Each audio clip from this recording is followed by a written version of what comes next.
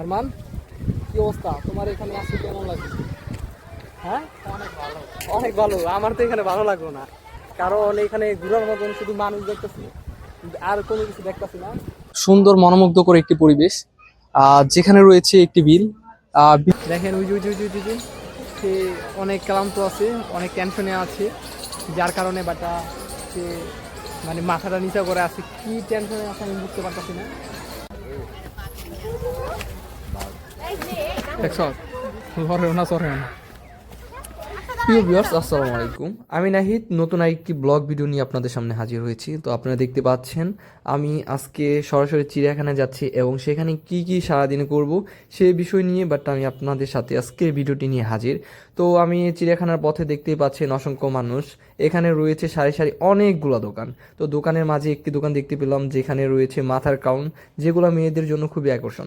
এখন আমি টিকিট কাটার জন্য যাচ্ছি টিকিট কাউন্টারে, দেখা যাচ্ছে টিকিট কাটছি। তো এখানে টিকিট কাটার জন্য প্রতিটা টিকিটের মূল্য হলো 50 টাকা। তো আজকে অসংখ্য মানুষ দেখা যাচ্ছে, কেন যে এত মানুষ আমি নিজেও জানি না। অবশেষে আমি 2টা টিকিট কেটে ফেললাম, আমি আর আরমানের জন্য। তো এখন এই টিকিট দিয়ে ঢুকতে হবে।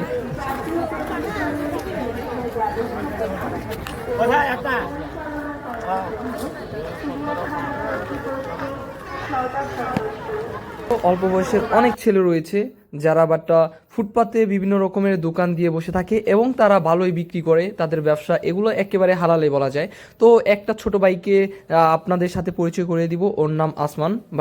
ওর সাথে কথা বলে আমার অনেক ভালো লেগেছে। ও অল্প বয়সে ওর বাবাকে হেল্প করে পড়াশোনার পাশাপাশি। দেখতে পাচ্ছেন ও শরবতের দোকান, আমি শরবত এক গ্লাস খেয়ে ফেললাম। শরবত খেতে আমার অনেক ভালো লাগলো, কারণ ওর হাতে এক অন্যরকম সুস্বাদু এক হিসেবে বলা যায়, কারণ শরবত তো অনেকেই বিক্রি করে, ওর শরবতটা অন্যরকম। তো দেখতে পাচ্ছেন মানুষের আনাগোনা অনেক, দিন সময় যত যাচ্ছে এক হিসেবে বলা যাচ্ছে তত আনাগোনা বেড়েই যাচ্ছে। ওর সাথে কথাবার্তা বললাম, ওর সাথে কথাবার্তা বলে আমার অনেক ভালো লেগেছে।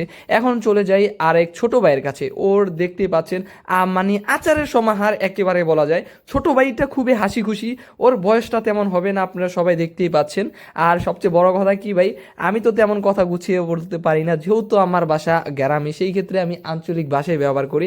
আপনাদের বাসাটা কেমন লাগে অবশ্যই কমেন্টে জানিয়ে যাবেন। তো যাই হোক, ওর নাম মোস্তাকিন, ওর নামটা খুবই সুন্দর। যাওয়ার পথে দেখতে পাচ্ছেন অনেক মানুষ, মানুষের মাথা মানুষে খায়, এত পরিমাণ মানুষ এখানে দল বেঁধে, অনেক মানুষ দাঁড়িয়ে রয়েছে। কেন যে দাঁড়িয়ে রয়েছে একমাত্র আপনারা ভিডিওটি দেখলে বুঝতে পারবেন।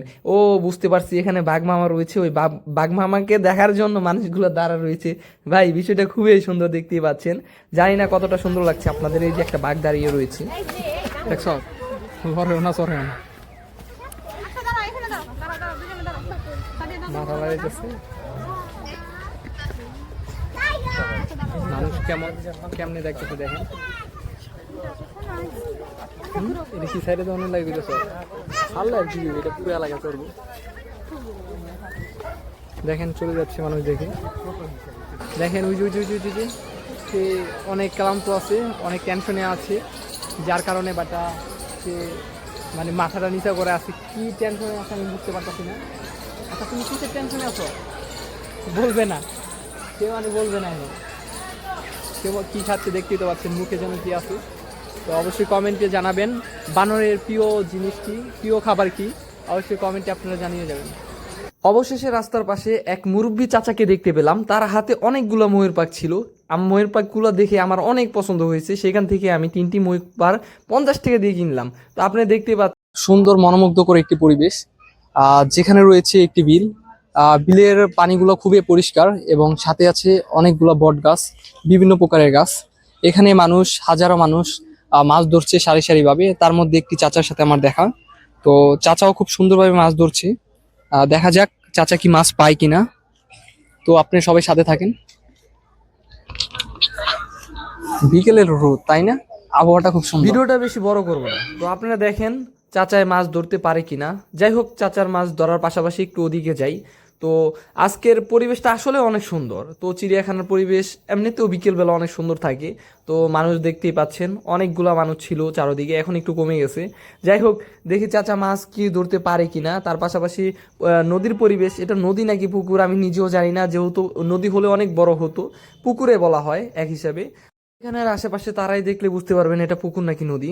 তো ওই পাশে দেখতেই পাচ্ছেন বাট মানুষ বসে আছে, অনেকগুলা মানুষ, দোকান মনে হচ্ছে। তো যাই হোক, আজকের ভিডিওটি বেশি দেরি করব না, এখানে শেষ করতে যাচ্ছি। আপনারা যারা নতুন রয়েছেন অবশ্যই চ্যানেলটি সাবস্ক্রাইব করে দিবেন।